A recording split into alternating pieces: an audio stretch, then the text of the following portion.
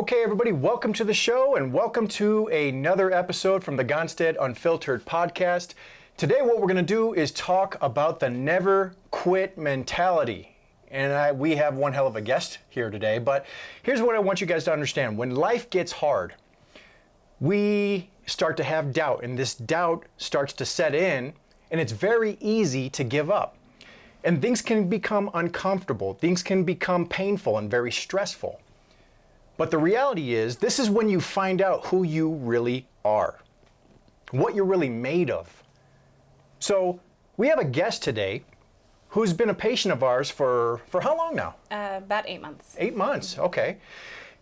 And you have one hell of a story. You have an amazing story about never giving up, right? Never accepting what other healthcare providers told you. Never willing to accept that you're supposed to live a certain way or accept certain things in your life. You just never accepted any of that. So you never succumbed, if you will, to the, well, you'll never do certain things again in your life attitude.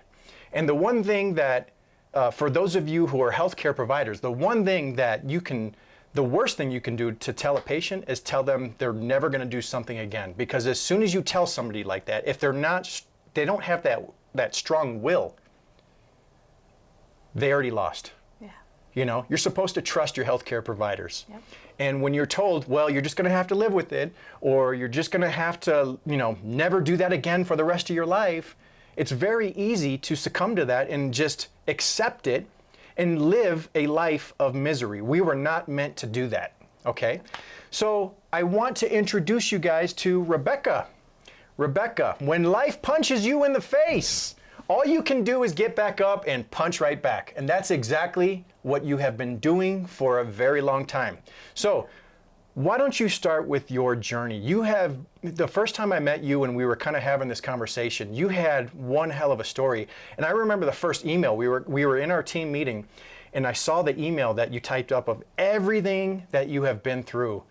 And literally it was like, I felt so bad. I felt bad because it was like, who would punish somebody this much?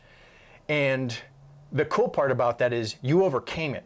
Okay, so just tell your story. Where did your health journey begin? Like what happened? What did you feel? What was your first health issue? So it was a freak accident. I was at work and I was living in Texas, and there was an ice storm. And I was leaving work and slipped on ice. Didn't even fall, just turned my ankle. Did not know my life had changed at that moment. What I found out 5 years later was I had actually broken my ankle at that time. Okay, so here's the thing when I first heard that, okay? Okay, so you slipped on ice. Did you hear a pop or anything like that? No, not really. I just, I was right by my car. My manager and I, we were trying to de-ice everything because the car was frozen over. And my manager actually had fallen first, and he completely wiped out.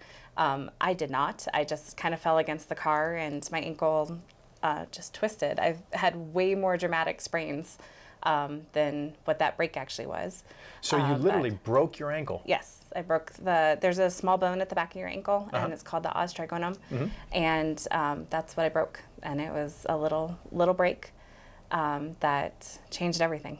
And you went 5 years? Yeah, so almost 5 years. So did you see somebody right after? Or? Oh, immediately. So right after it happened, a couple days later, it wasn't healing. Like I said, I've sprained my ankle before, so I was doing the ice and the heat, the elevate, I guess not heat at that time, but anything you need to. And it was not getting better. So I went to urgent care. Urgent care, they x-rayed it and put a boot on and said it's not broken, just a bad sprain. And within probably 2 days after being put in the boot, everything got really bad and hurt way more than what previous sprains had. After immobilizing it? Yeah, and so I went back to the doctor again, and at that point I was diagnosed with compartment syndrome.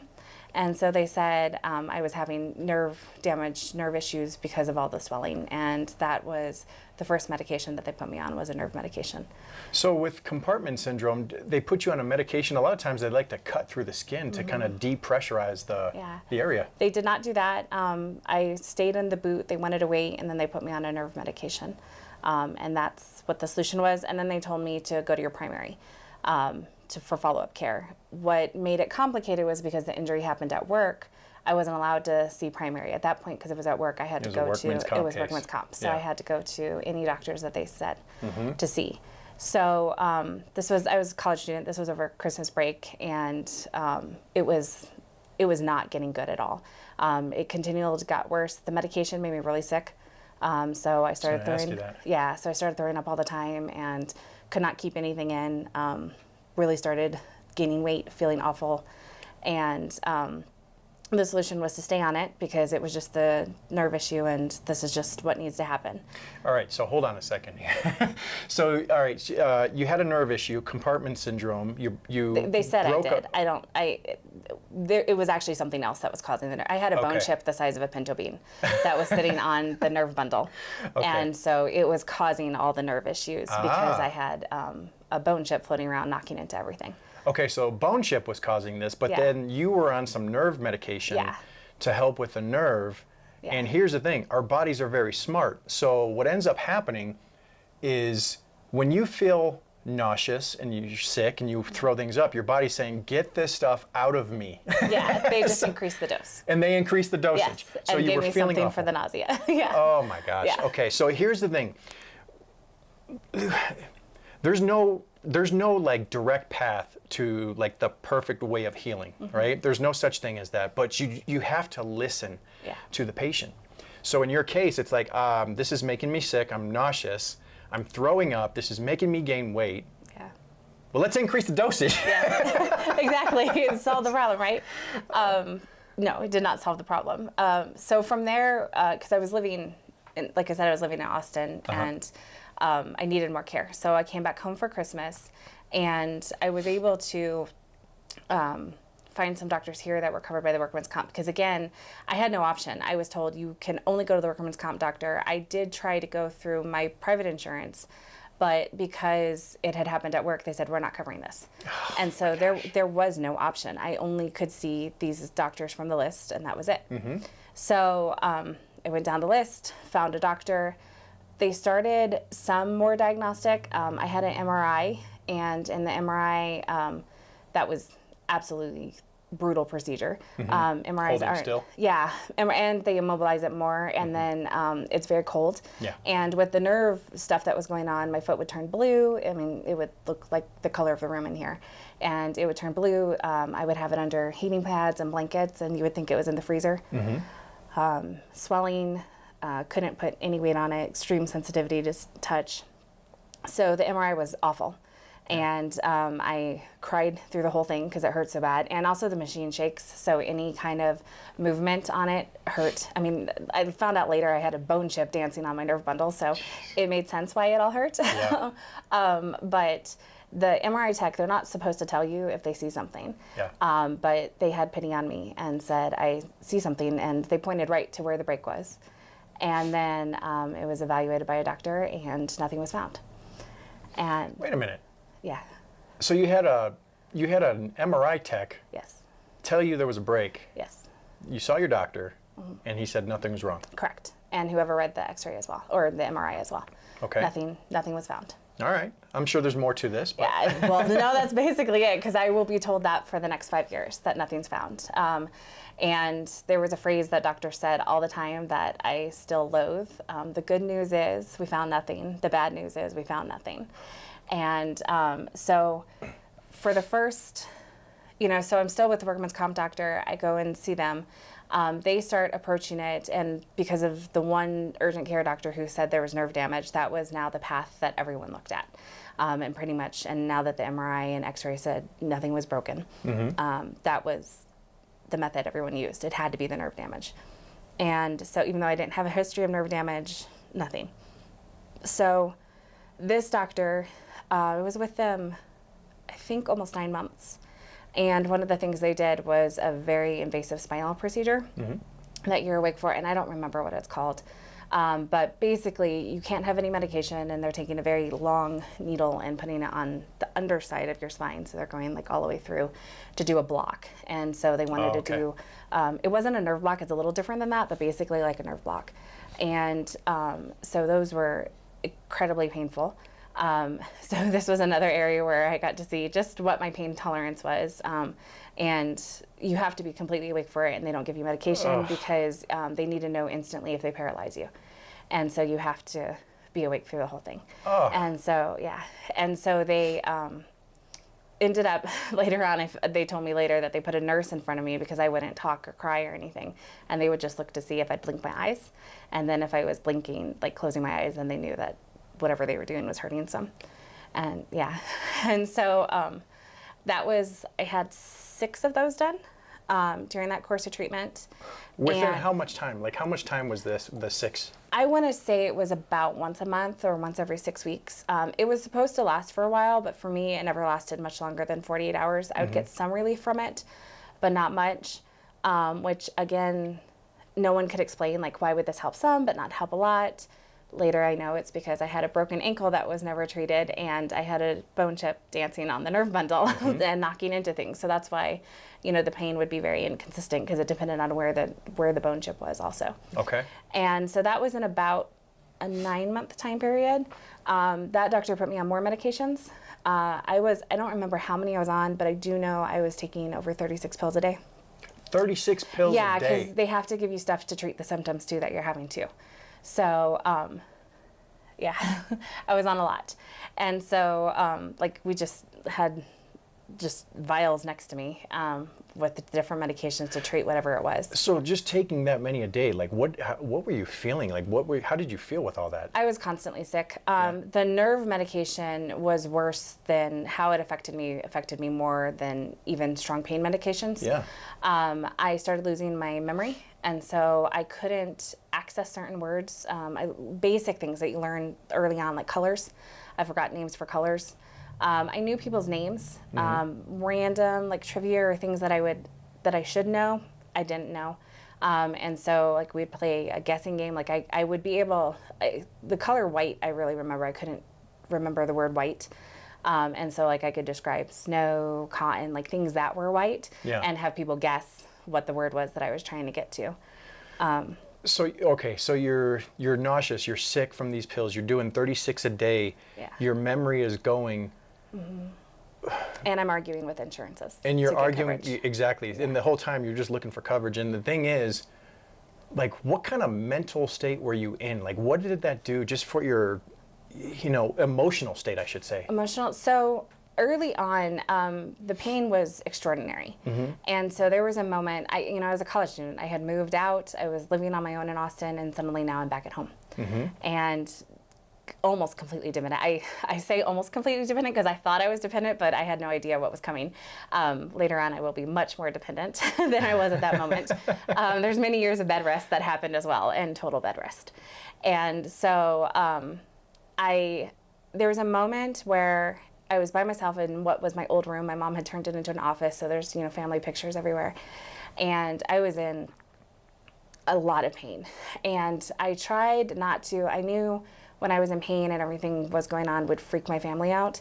And I hated adding stress to them. And so I kept a lot of it to myself because I didn't want to stress out those around me. And so when I was, which I know is silly because if I had told them, they of course, their family, they, mom, dad want to take care of you, brother wants to take care of you. Yeah. But I didn't want to add any worries. That's just how I am. And so it was one of those moments where, well, let me back up. I grew up in a household of faith. Early on, I learned about God, and I saw my parents' relationship with God, and then I knew I wanted that for myself. And so I had no idea how much that faith and belief I was going to need later. Yeah. And so really, if you want to ask me what carried me through, that's what carried me through. It's funny you say that because everything happens for a reason. And we were kind of having this conversation even before this podcast, was that we don't know why it happens, right? We don't know why you went through this much suffering, right? Where literally it's like your body is just going through almost like this toxicity issue. Yeah. And you're suffering. We just couldn't get to the root cause. But now, like, that you're on the other side of things, it does kind of make sense. You're going to have to help somebody else at some point navigate through that same process. Yeah. And it's going to happen. That's Yeah. how God works. Oh, it does. And I hope, I don't talk about this much, and I'm sorry, I'm ping-ponging everywhere, so I'll get back to what No, the you're other fine. question was. But I don't talk about this much. I haven't talked about this much. And people who have chronic illness are aware there's typically two responses you get. And the first response is, well, it's not really that bad. Someone has it worse, and explains why whatever it is worse. And why what you're saying really doesn't matter. Or the other response is people are horrified by the story and like, oh my gosh, I can't believe this just happened. And then you're in the position of feeling awful, but me trying to make them feel better about how awful my story is. And it's like, sorry that this made you feel bad. I didn't mean, I didn't mean to scare you with that. And so I got to a point where I just don't talk about it. And also I was never going to let the pain win. And I had decided that early on. And I did things that now looking back, I'm like, well, did you really have to push to that limit? No, you didn't necessarily have to. But at the same time, I had to, because everything was getting taken away 1 minute after 1 minute after 1 minute. And so I was fighting to hold on to anything that was normal. You just said it.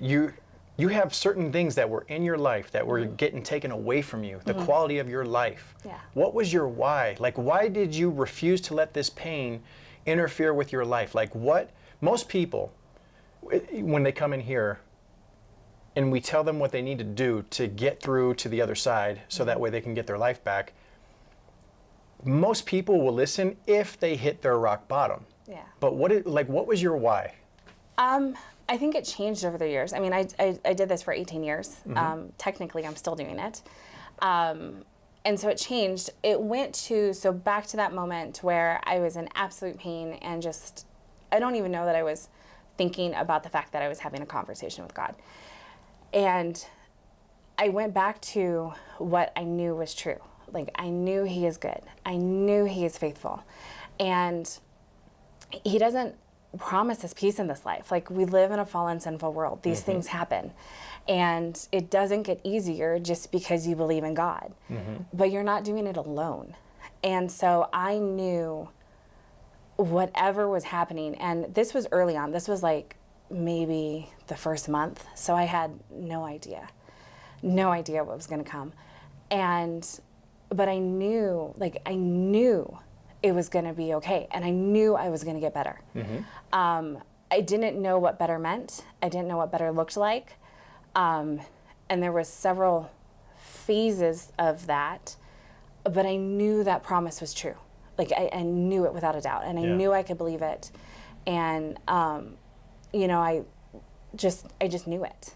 And so that's what, I think pushed me on the most, because I knew that was true. And, I'm going to spend in the story, like, the next 5 years or more with people constantly telling me it's in my head.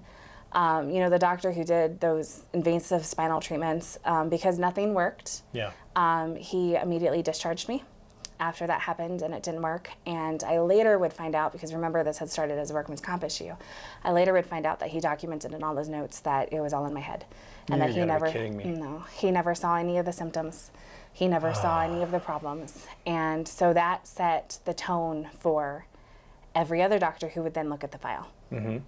So he discharged me. When he discharged me, again, the accident had happened in Texas, so. All right, I'm sorry. The way I'm seeing this is, okay, you're following the guidance of your doctors. You're up to 36 pills a day. Yeah. Only to be blamed that it's all in your head and Correct. you're almost like a drug seeker. Correct. I was told that, actually. Yeah. That's not going to be the worst thing I'm told either. Oh But my yeah. gosh. Okay. Yeah. All right, go ahead. I was told that. And also I should say, I'm not working. I'm not going to school. I'm a pretty social person. I became less of a social person. When you're a college student and you're sick, you're not much fun to hang around. I had some friends, of course, friends cared. I wanted to be there, but our lives were completely different at that point. Yeah.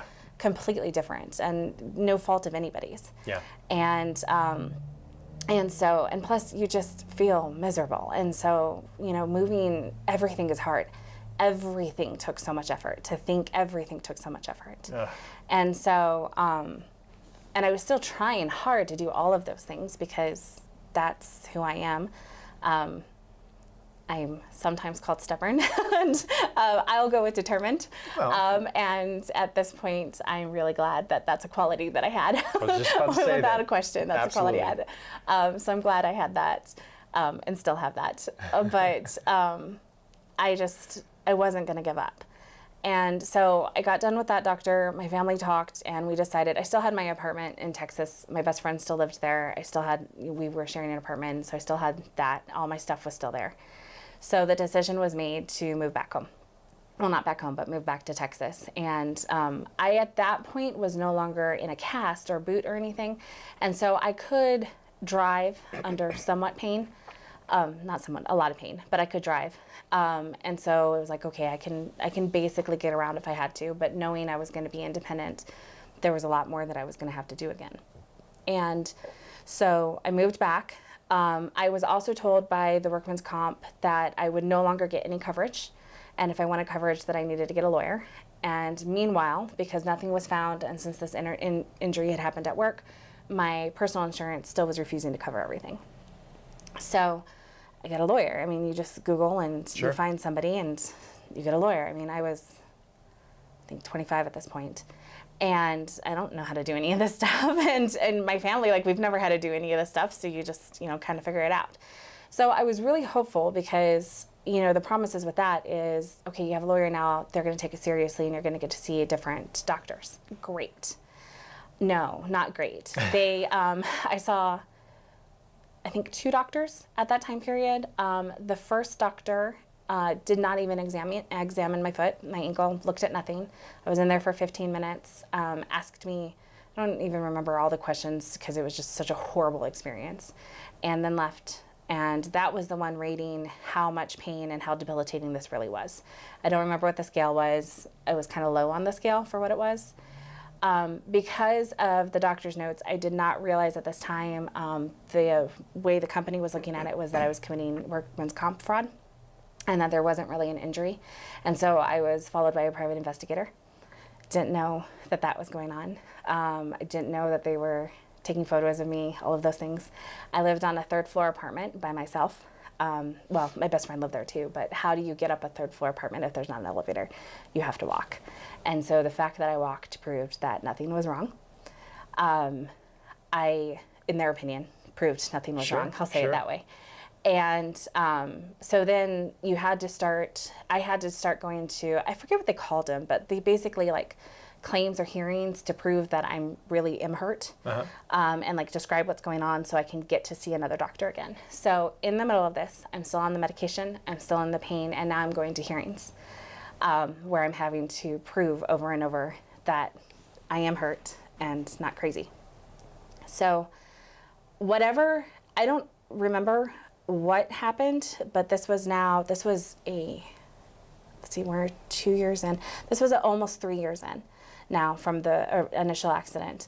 And whatever happened, I still didn't have care. I had been asking to be off the medication for a very long time. Like from the beginning, I had been asking. I used to be a pharmacy tech. And so I knew what all of this was, and I didn't want any of it. And I don't remember what happened, but basically it got to a point where I had a decision. I still wasn't working, and I could agree to basically settle. And if I settled, then it'd close the claim and I'd get to go to my own insurance. And as part of the settling, I got nothing except for I could stop working with the workman's comp. And I think they gave me like a couple months salary too, which I didn't want anything. I really only wanted medical care. That was it. Like if I had been able to get medical care from the beginning, this would have been found initially, and I wouldn't be having to have these conversations or do any of this. Sure. That's what I wanted from the start. And so I said, absolutely, I'll settle. I'm free. So when that happened, I got to move back home. So we packed up everything. My family came down. Best friend helped me move because I couldn't pack anything. Everybody packed up everything for me, and now I moved back home. So now moving back home, I was giving up my scholarship, I was giving up my job, and I'm still incredibly sick. So another level of starting over. So we have this downward spiral in life happening. Yeah, it's going to get worse. Okay. So, yeah, so it's going to get worse. So at this point, I could go back to any doctor I want on any insurance and, or on my insurance. I go to my primary. It was a primary that I knew, from being in school, who knew me, knew I wasn't crazy.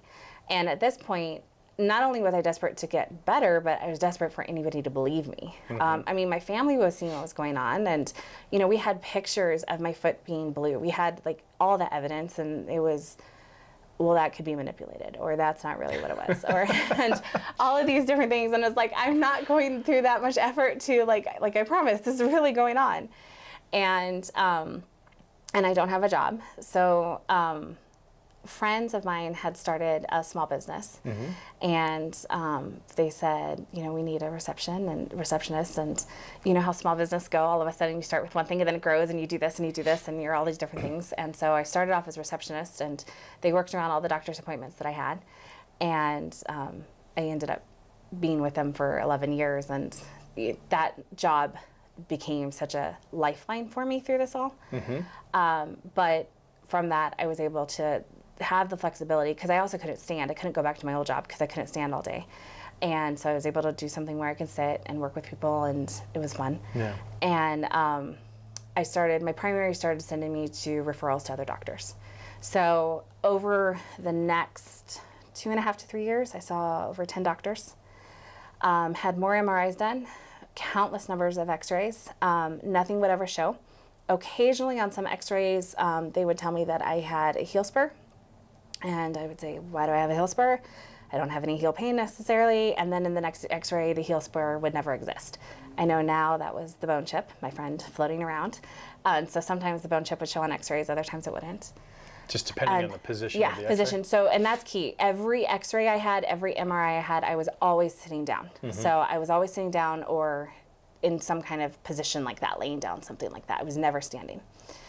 So they do, I mean, I can't even list all the things. I had bone scans, MRIs, x-rays, muscle scans, nerve conduction tests, which are very unfun. Yeah.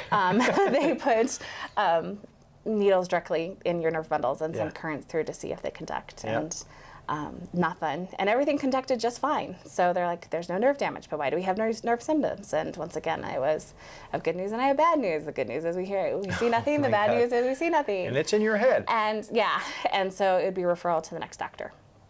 So my primary, kind of as a last ditch effort, I mean, we're 2.5 years in and nothing's being found. I still have all these symptoms. And it took a really long time to taper off the medication because I was on such massive doses. So to do it safely, that was going on. I had finally just gotten off that medication, and she sent me to a podiatrist. And I walked in. Most of my appointments, someone went with me. My mom went with me most often. I developed a very guarded sense with medical professionals, a lot of lack of trust. That's still to this day. And so I walked in this appointment. I happened to go by myself, and I walked in, and very friendly doctor. I mean, even if you're really nice, it's not your fault that I don't trust you necessarily. But by this point, I had just been told so many bad things. And so this doctor walked in. He said, I think I know what's wrong, almost immediately. And I'm like, yeah, you look at it, you think you know it's sure, you know what's wrong. And he said, okay, I'm going to send you an x-ray. And in my head, I'm like, great, sending me to x-ray again. I know how this is going to play out. And he said, you're going to take an x-ray standing up. And I was like, I've never taken an x-ray standing up. Okay. So I took an x-ray standing up, come back. He said, okay, here's where the break is, and showed me exactly where the break was on my ankle. And I was like, what do you mean where the break is? Because we're almost 5 years in now. Yeah. And it was the same area that MRI tech way back at the beginning had pointed out.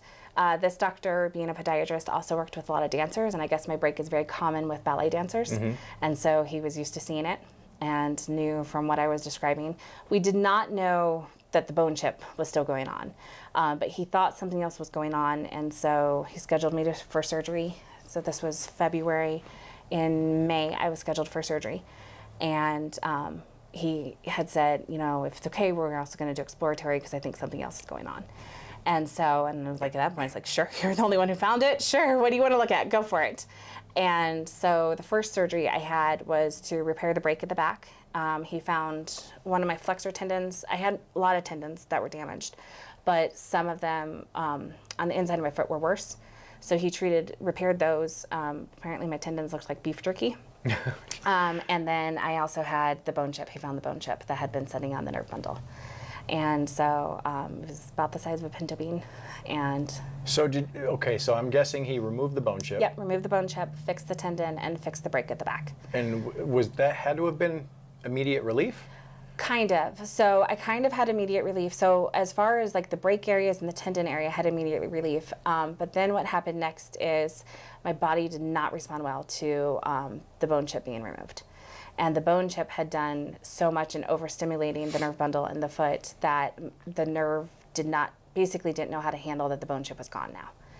And so within 48 hours of the surgery, I was in the worst pain of my life. I had no control over my foot. So, post a surgery like that, you're supposed to be still, like I'm in a soft cast up to my knee. You have to be very careful with things because the sudden movements are bad. I had violent jerking. I had no control over my foot whatsoever. It felt like fire ants were eating me from the inside out.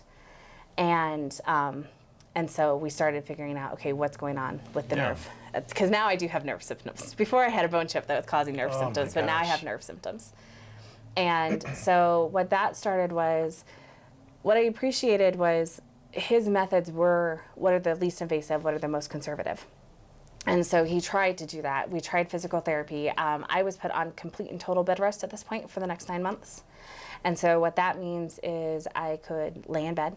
I was allowed to get into the wheelchair to like take myself to the bathroom, but then I had to immediately be back in bed.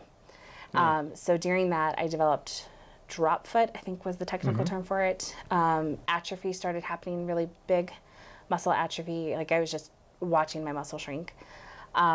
We would try PT again, but then that would make everything bad again. I was in braces that went up to like my upper thigh that I had to tighten at 12 different points to try to get the range of motion back in and bring the drop foot back up, also excruciating. And that's basically all I did for 9 months. Oh my goodness. Did that. And so that's why I laugh, because I thought at the beginning I was completely dependent, but now I'm completely dependent. My parents both worked full time, so my mom would pack like a cooler for me for lunch, anything that she could think of that I might need, because I'm by myself while they're at work, right by my bed, and I'm not allowed to be up moving around. Like I'm literally only allowed to get up to go to the bathroom and come back. Oh my gosh. And that's a whole nother mental, because I'm a person who likes to do things. We joke around here because I don't like doing the rest days, but I do the rest days because you say I have to do the rest days. But I like to be able to be doing things. Sure, and sure. I think that's even worse now because I spent so much time not being able to do things. But that was a whole nother level. I couldn't go to school. And because I couldn't, like, I never knew what was going to happen next to, like, be able to, I would try to take a class here or there. But my health was too unpredictable and unstable for what's happening. So 9 months in, nothing was getting better. And so the solution was to remove part of the sural nerve.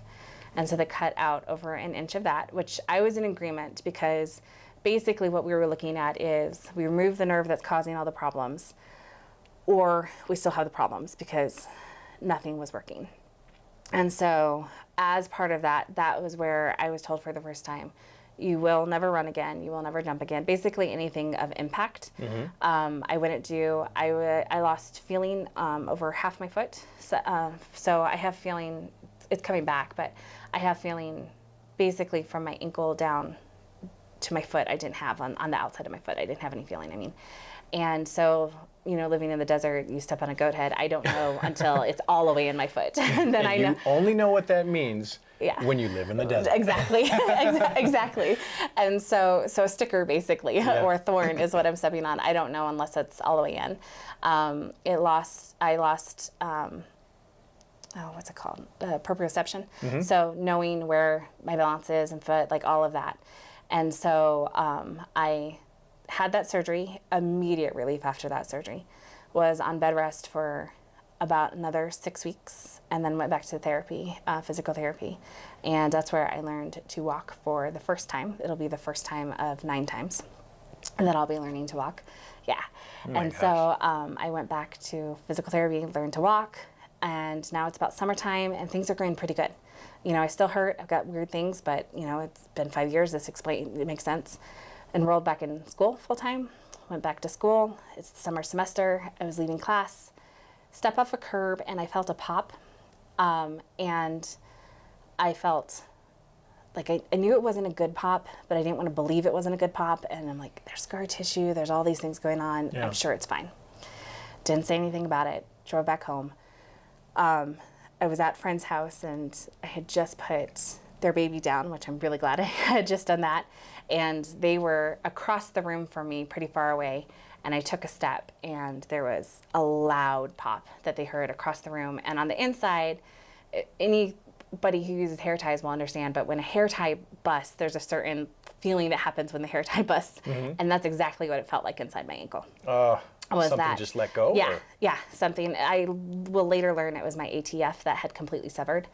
And the doctor who ended up treating it said it had rolled completely back up my leg. Like there was nothing attached. And on one end I could like feel where it was moving around, but the other end, nothing was attached. So went back to the doctor who had solved everything. And because it was more ankle, he needed to refer me to somebody else. And so he referred me to this doctor or another doctor. And I got to that appointment. My mom was with me. And it was like everything was starting again. The doctor looked at my information, looked at the surgery that I had had with the previous doctor, looked at x-rays. I don't remember what all he looked at. And then looked at me and told me, you are just a surgery seeker. There is nothing wrong with you. There's nothing that needs to be fixed. And like really emphasized how I just was seeking out surgeries and that there was no problem with me. And that was what my problem was. And I don't know how I did it. Like I didn't argue, didn't cry, didn't say anything. I thanked him for his time and left. And I still don't know how I did that, but that's what I did. Yeah, at this point you have to be numb. Yeah. You just have to be mentally numb. Yes. That's just, I mean, that's a lot, hearing a lot from people that it's in your head, pretty much. And you're seeking it, because surgery is pleasant. Everybody wants surgery. Yes, exactly. Everyone wants that. So I went back to my doctor and he was horrified that that had happened and said, something is wrong, we are going to figure it out. Which is exactly what I needed to hear, because I figured, okay, so we're going on this again and I just get to do this all over again. Sure. And so he sent me to another doctor who immediately was like, nothing's attached. I don't know why they said that. Like, it's not attached, and showed me where in my ankle the tendon should be. He was like, it's not attached. There's nothing here. You see, this is the problem in healthcare, is I don't even know how many medical professionals you've seen over the years up to this point. And nobody's, about 15, 16? Yeah. And nobody's communicating with each other. Mm-hmm. So you've heard differing opinions, you've heard it from people all over town or different states, and at this point, like, who do you believe? Right. That's the frustrating part. Yes, extremely. So with that surgery, I had to have surgery again. And this surgery, not only was my ATF totally severed, I had 8, so I kind of get confused on the order. I think this was the one where during the surgery also, so I had the ATF repaired, I had a fake tendon put in, and so, because there was nothing. And then the other big concern was all my other tendons were so fragile. He didn't want to do a graft to that because on that side of my leg, I only have one tendon that hasn't had surgery or some kind of strain done to it. Mm-hmm. And so ATF was repaired, Achilles tendon I think was repaired, and then my talus, so a bone at the front of the ankle, all the years of compensating and walking with a broken ankle at the back had the talus out of place. And so that also needed to be repaired. Okay. And then part of what was hard about the repair is that bone needed to be stabilized because instead of grafting the new tendon to another tendon, they drilled through the talus and then looped the tendon through to restore movement there. So those were the 3 surgeries. That surgery went really well. It was a whole new level of pain. Having bone, I mean, I get to compare things because ligaments, tendons, surgeries, bone surgery, nerve surgery, I would say bone was the most painful. I didn't wake, well, after surgery, post-surgery, you normally feel really good because you've got all the surgery medications, like everything's great. And when they were trying to wake me up, I was in an incredible amount of pain. And I knew if I opened my eyes, it was going to be even worse. And so, like, because I knew, like, the pain would really hit. Yeah. And so, you know, I hear the nurses talking and they're trying to wake me up. And again, that stubborn part, I was like, I'm not doing it. I'm not opening my eyes. I knew it would be bad. And I heard them say, go get her mom. And I knew that would freak out my mom, so I opened my eyes. And it wasn't like, I just didn't want to deal with the pain. Like, I obviously wanted to live, but I just didn't want to deal with the pain. And so I woke up and the pain was bad. It was really bad. And so the doctor came in and the nurses were like, no, there's not, you know, there's nothing more we can do. And the doctor said, no, if she says she's in pain, she's really in pain. And so he made the pain stop and like gave me more medication, which really helped because, and for me, I think why I remember that so much is once again, it was someone trusting me, what I was saying. Because up until that point, there had only been a couple people who actually trusted and believed what I was saying. And so to hear myself being talked about that way really meant something to me at that moment. Sure. So I was on bed rest, again, total bed rest for another 6 weeks post these surgeries. Yeah, I think it was 6 weeks post these surgeries. I was able to work the job that I had. I, at that point, was doing more in the company. And so I did payroll and billing and a whole bunch of things. And so they would bring all the timesheets and stuff to me so I could work from bed. And that was great because I could do something else besides just sitting and being in pain. Thinking about and it. yeah, I can still like be connected to the world. And so that was really nice. And it was just great to know that I had a job. I mean, because you go through all this and the recovery time is so long, and you know, people who have chronic illness, you need money to be able to like function and do your life, but at the same time you're so sick that it's hard to be able to do that. And so that adds to all the stress and all the worry. And so just not having to worry about that was huge. I went back to PT, learned to walk again, starting completely over. Like, because with once you have that done, you're starting to learn to walk once again. So learning to bend my toes, all the little things that you do to learn to walk. And I did, I did that. Things started getting better again. So this would be surgery number 6 that I had happened. It was the second procedure, but it was the sixth area that was repaired. And I started doing pretty good. Still had pain. I didn't have full range of motion, but with all the reconstruction, everyone told me that's normal. I didn't have feeling because the nerve had been removed. All of the things I was feeling were explained by something else that was going on. And so I would spend so for the timeline, we are now 7 years past the initial injury, and I'm starting to do better. So I'm back at school, functioning more, but then things started to creep up some more. And what would happen is something would tear, but not completely tear. And so the solution would be back on bed rest. And so I would go back on bed rest, and then I would go again and have to start over learning to walk.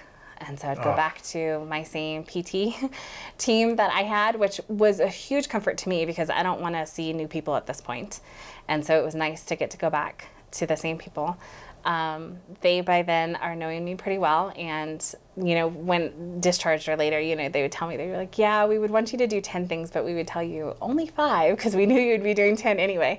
And they are right. That's how I was, because at this point I'm really determined. I'm also really bored and frustrated because I am now learning to walk. During that time period, I did that 4 more times. I think that counts right. I did it 9 times total, so somewhere in there. And then it got to a point where what we were doing was no longer helping, and so I needed to have another surgery. And so at this point, I was 31, I think, by that point. And that one, I mean, we talked about the mental, that was hard because I had set up like artificial, I guess, boundaries, like, okay, this is only going to be something in your 20s. This isn't going to happen anymore. And then it happened again. And so I had another surgery. That one was to release the tendon, a couple tendons, and then also remove part of my calf muscle to hopefully reduce the strain that was happening and the tearing that was happening. And I know there's other things that could have been done, but at this point, that's Sure. that's what I'm telling you. That's what we all know what to do at this point. Sure.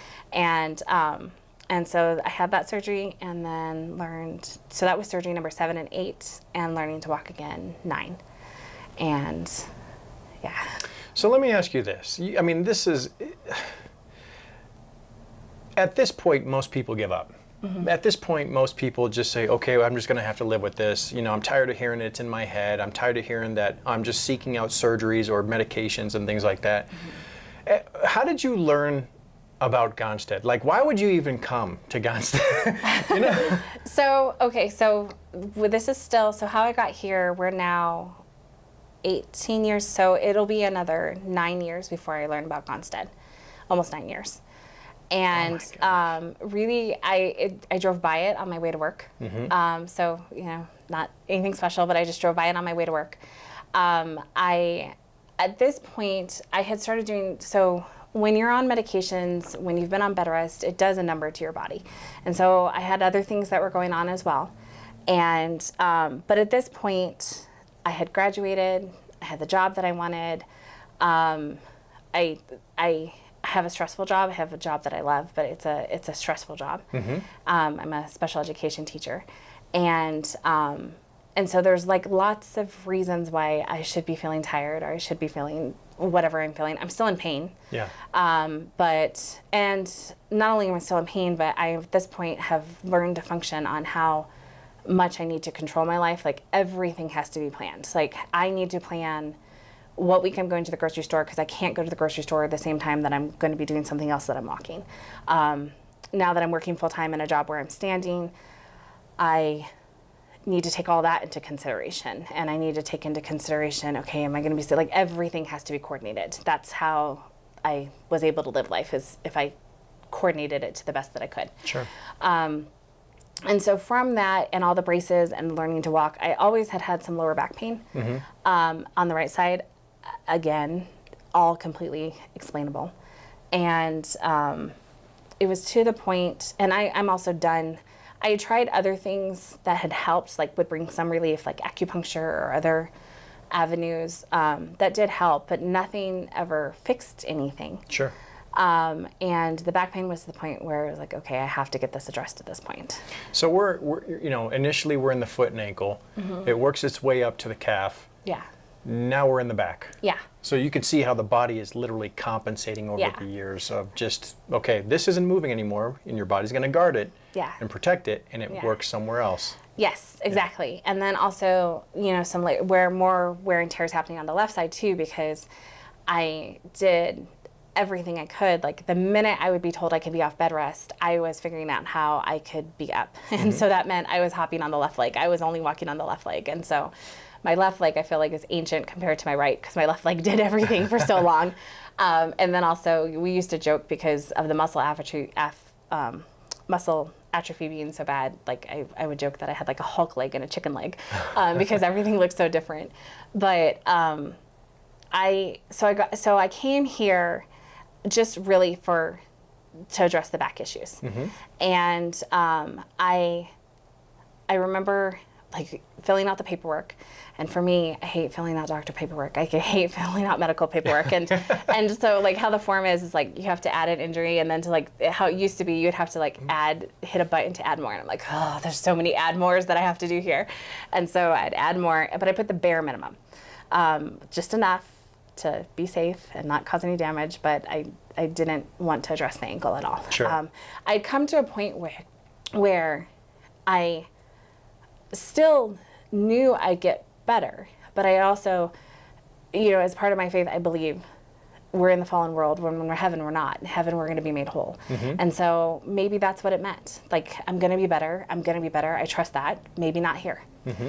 And so I was very content in that. I'm a very optimistic person, joyful, and I was not going to be miserable. Mm-hmm. And so I thought that all along, and I wasn't miserable, and I've enjoyed life. It's just being in pain dulls everything. And and it's like having another full-time job on top of everything else. Sure. Because you're coordinating everything. And so I remember having the first consultation, and I had to, of course, because you guys are good at what you do, you would ask more questions. And so I'd have to explain a little bit more, but I still wasn't explaining everything. And, the first consultation I had, and they were like, well, we can make you better. You're the type of people we like working with. Not that there's people that don't, but like this complex of a story, it's like, we can fix this. We can do this. And I'm like, okay, sure, thanks. Yeah. Just really polite. Not believing a word we said. Not believing anything. And I was like, well, my best friend remembers, I said, well, it's not going to make it worse. Like, that's my attitude is, well, it's not going to make it worse. Yeah. And so you guys had suggested rehab. I had said to her, I'm not going to do the rehab. There's no point in doing the rehab. 'Cause I've done rehab 9 times. Like, why am I going to do this again? Yeah. And so I was like, I don't need to do the rehab. That's not going to do anything. And I was wrong. But I ended up doing that. So I started with the rehab treatment and the course chiropractor, and then the red light therapy as well. So what made it different then? Because you've gone through bouts of rehab. Yeah. What made it different? Like, why were you wrong? Why was I wrong? So I think there was a lot of different pieces. I had also started, so on my own, I had started seeing a functional medicine provider. And so she really was working on the toxicity and everything that was going on. So resetting that at the same time. Really, I think, because so many random things have happened, like this 8 months, like what I consider random. I can only say it was God's timing, because I haven't worked any harder than I did at all the other times. I've worked incredibly hard. Sure. And so it's not like my commitment was different or, anything like that. Your philosophy is different here. So you guys work as a team and you really look to see what the root cause is. Of course, the rehab approach is different, like starting with the fascia and like making sure things can move before you can start doing the strength training. Sure. Even then, I started feeling better. Like my back pain started feeling much better. But my ankle, was still an issue. I don't know. I don't know how to say what one thing it is. Yeah, no, it's, and that's the biggest thing is, you've gone through so much, and the thing is, you're right. It's like, first off, you need to break up the adhesions. Where are the adhesions? Everywhere. Right? Everywhere. Right? And so you have to break them up. You have to create some length in those tissues. You have to create some elasticity in those tissues. And then you can start focusing on movement and then building stability through movement. And if it's not done in that manner, in that fashion, in that sequence, then bad things happen. Yeah. Right? If we try to get people to do something dynamic, or if we try to get somebody to do some strength training like what you're talking about, and that tissue still feels like a piece of beef jerky, bad things are going to happen. And that's typically what most people do. Yeah. But to have a team of medical providers to say, yeah, this is still not good, or, we're going to work on this part of the problem, the other team's going to work on that part of the problem, and then you come together. Yeah. Now you're looking at the root cause and correcting the entire picture. Yeah. So how long did that take you? It's been 8 months since you've been with us. Yeah. But how long did that take you before you started to see change? So I started really in August. A month later, by September, I started feeling better. Like I knew I could move a little better. I could walk a little better. I also, September, so one of the things that would happen is I would get better, and then, in the past, I would think I would get better. I'd get cleared to start working out again, go to the gym.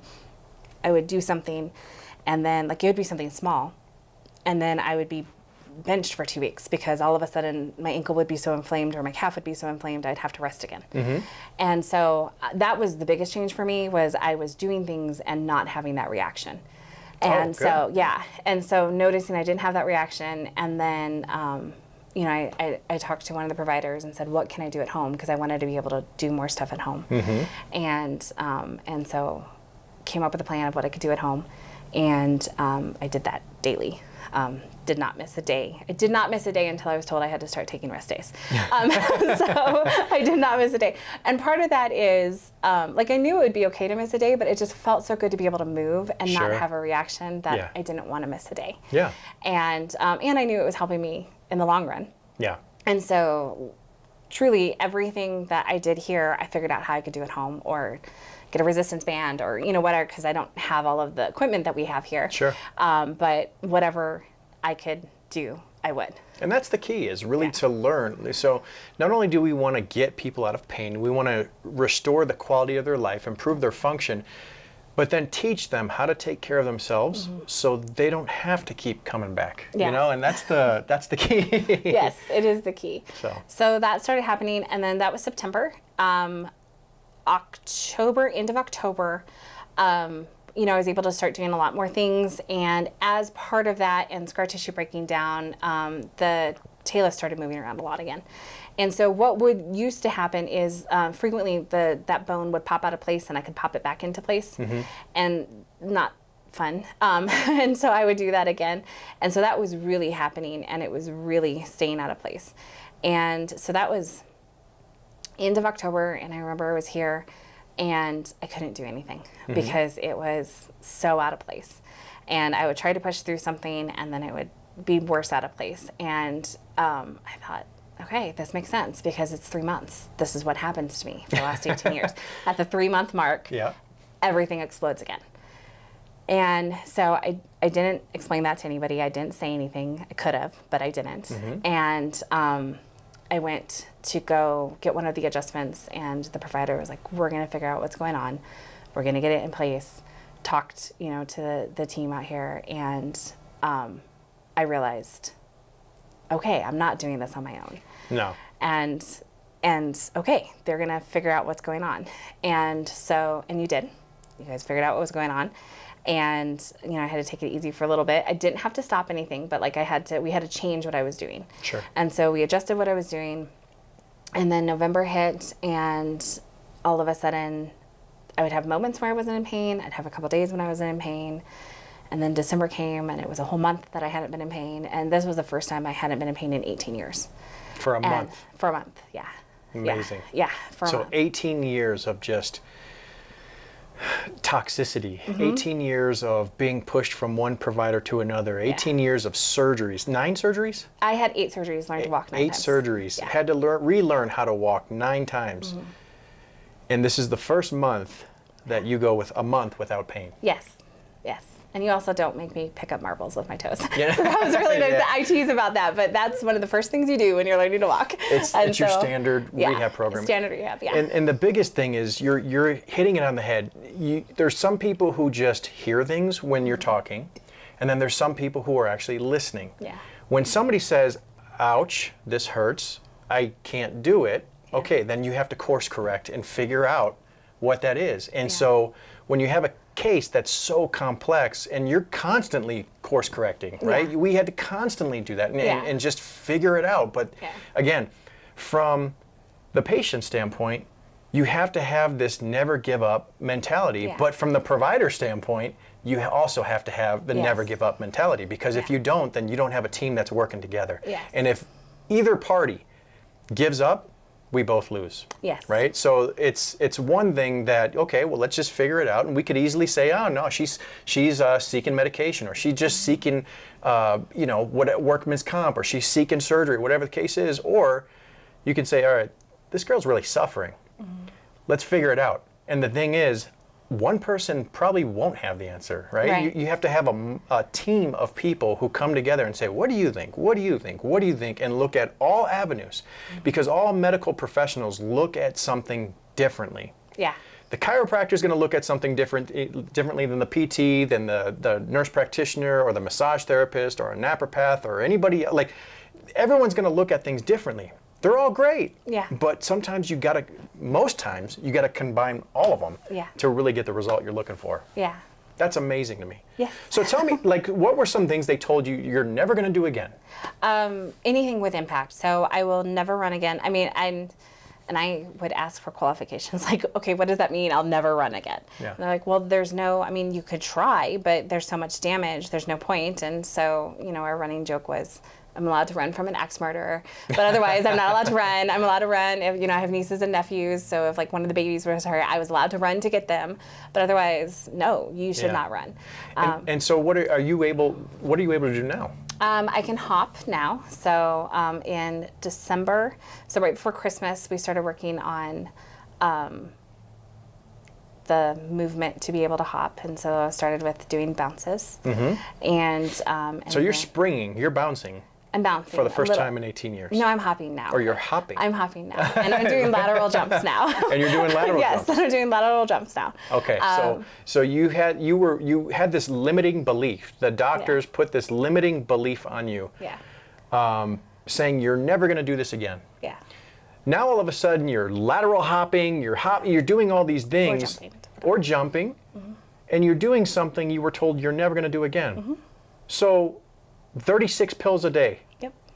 Right? Creating nothing but a toxic environment in your body. You're literally losing your memory. Yes. And you're in this downward spiral. Okay? And now all of a sudden we're talking, it's 8 months now, but at the time, what was it back in October, November? So from starting here, 3 months. So October within 3 months. Yeah. 3 months. This is the part that literally it creates a visceral reaction in myself, because in 3 months you spent 18 years suffering, and in 3 months, yes, you were getting a piece of your life back. Yes. Hopping and all that kind of No, stuff. I wasn't hopping yet. Oh, not yet, but Not now yet. you are. Yes, not yet. Now I am. And again, I think that goes back to the drive that I had, because I asked at the very beginning, my first rehab appointment, I said 2 things. I said, you have to tell me exactly how many you want me to do, because I will do more. And I've proven that repeatedly. And then, so I was very upfront about that. And then I asked, I said, will this get me to where I can run or walk again? Or not walk, but run or hop again? And, the answer, of course, was, I don't know. We can help. It does a lot of things, but, it's brand new. So who I didn't expect to be told an answer. I wanted it to be an option. Because for me, yes, I had been told I would never do this stuff again, but I've believed I am going to be better. And if I'm going to be better, then that means I'm going to be able to do these things again. There's something to look forward to. Yeah. Yeah. And so I just, I wanted to know if that was going to be an option. And it's becoming more of an option. I'm not running yet. We're doing things towards, that's why I'm still here. I'm at a point where I think I probably could, continue at home and, keep doing what I'm doing, but I want to be better. I'm also at the point where, because I don't know how to frame it, but I guess if everything were to stop and this was as good as I was going to get, it's okay. Like, this is a really good phrase, but I know it is going to get better. Not a couple months ago, 6 weeks ago, with all of the stuff that we have happening, and the doctors, when they had cut out the nerve, had let me know that it could grow back. Sure. And that was said very fearfully because it was causing so many problems. Yeah. And so now it's been 13 years since that surgery, and I'm assuming it's grown back. I don't really know. Because as we started doing more scar tissue work, I started having more nerve issues again. And so we just had to back off some stuff and slow down. And I looked at, I told both my 2 main providers, I said, I'm not going to worry about this until you're worried about it. And I truly meant it. I trust what they're doing. I trust what's happening here, which is a big thing for me to say, because I've been through the ringer with medical professionals. That's huge. That's huge, yes. But it was, for me, I was like, I can't worry about this because I know how bad it can be. And in October, when I was starting to have the bone issue again, I was talking to my family again, or talking to my best friend again and saying, I can't do this again. I can't start over. I knew I could if I had to. Yeah. Because ultimately, I trust God to provide me with that strength that I need to start over again. But mentally facing, I'm going to have to do this again. This is where we're headed. And lose everything again. I didn't want to do that again. And so that's, what was going through my head in October. And so when things were creeping back up in February, I was just like, I'm not going to worry about it. Yeah. And I truly didn't. I said, you guys will tell me when I need to be worried about it. And That's just and you know what, we really do appreciate your trust, because after going through something like that for that long, I mean, I don't know if I would trust somebody like that. You know, that's the reality of it. But so what are your future goals? Like, what are some of the future goals? Is it to run then again? yeah, I would like to run again. And you've lost quite a bit of weight as well, right? Yeah. Okay, so why don't you share with the audience? Share what specifically, like. Just, I mean, how you lost a significant amount of weight. Yeah, I've lost over 50 pounds. Okay, Yeah. so over 50 pounds. Like, so here's the thing. 18 years of just this downward dark spiral. Mm-hmm. Now all of a sudden we're losing weight. We're actually hopping. We're laterally hopping. We're doing these things. We're getting that piece of your life back. That's what we always say, is that we want to change the way healthcare is delivered so people don't have to suffer anymore. Again, in 3 months, you're starting to see change from the time that you were first here. And then it kills me, because there's literally thousands of people out there suffering with the same things. Somebody out there is literally saying, you know what, that sounds like my journey. Yeah. And they're still there. Yeah. You know, and that's the part that kills us, is that we do this for those people. We do this and have you on this show so that way we can reach out to those people and say, you just have to have this never say die attitude, right? Yeah. And that's what you've done. You've been, I mean, to go through something like that. And the reality is, if you had, like you said, if you had to keep going, you could. Yeah. Right? That shows you how resilient your body is. Like, that shows you how resilient your mind is. To say that you're just drug seeking or surgery seeking, who does that? Like, who wants to have surgery?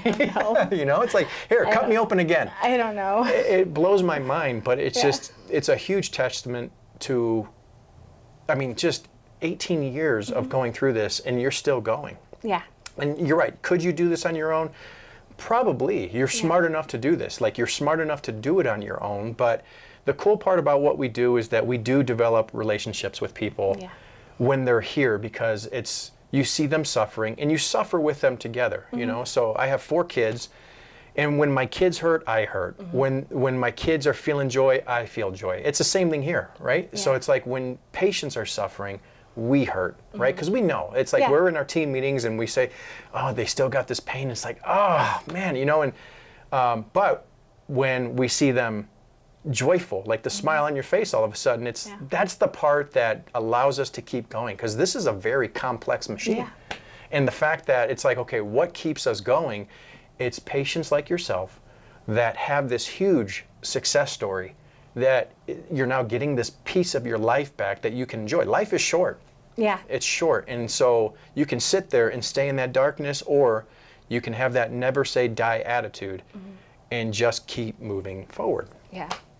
So what would you like to share for those people out there who may have had multiple surgeries, or they're still dealing with this dark place of maybe they're on 36 different pills a day? You know, what would you say to those people who are suffering and they feel like nobody's listening to them? I don't know. I think a lot of times when you're in the middle of stuff, sometimes it's encouraging to hear other people on the other side of it. Other times it just adds to how much you're going through, because you're not there. And so I hope with what I've shared is that I've shared that there's hope, and that you should keep seeking. You know, don't listen to whatever dumb answer is the first answer that's given, and to keep trying, because there's days where it's really hard to keep trying. For me, I had the baseline of I was refusing to be miserable. And so I didn't have an option to not keep trying. Like, it never occurred to me to not keep trying. Yeah. And again, I'm sure that's part of the stubborn too, because I had a lot of people telling me something that I wasn't. And so I was driven to prove that I was not that. Yeah. And so I hope that this is encouraging, and that maybe someone can seek alternative answers, and alternative methods, because one thing I learned is there's not one right way to do medicine. Right. And I had really great providers that did care and were doing the absolute best they could. And based on the parameters and pieces of information we had, that was the best answer. And I also had some that were neglectful and awful. I didn't stay with them long. And so there's no one right way to do this. And so try to find a solution that works within what your belief systems are, and someone who's really going to listen and help repair it. No, that's great advice. That's great advice. Well, thank you for sharing your story. That's one heck of a story. I mean, it's 18 years wrapped up pretty much in an hour, you know? And so it's amazing to hear the level of suffering that you have been through, and you still found a way to really adapt and overcome.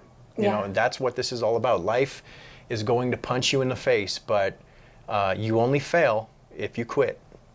So folks, we hope that you enjoyed this. If you ever have any questions about any of this stuff, or if there's a topic that you want to hear about, always feel free to reach out to us. But if there's somebody in your life, or you yourself, who are maybe, you know, can resonate with this type of story, we just ask you either reach out or share this with somebody who could be suffering, because the ultimate goal is we want to reach out to more people who are suffering so we can change the way healthcare is delivered, so people don't have to suffer anymore.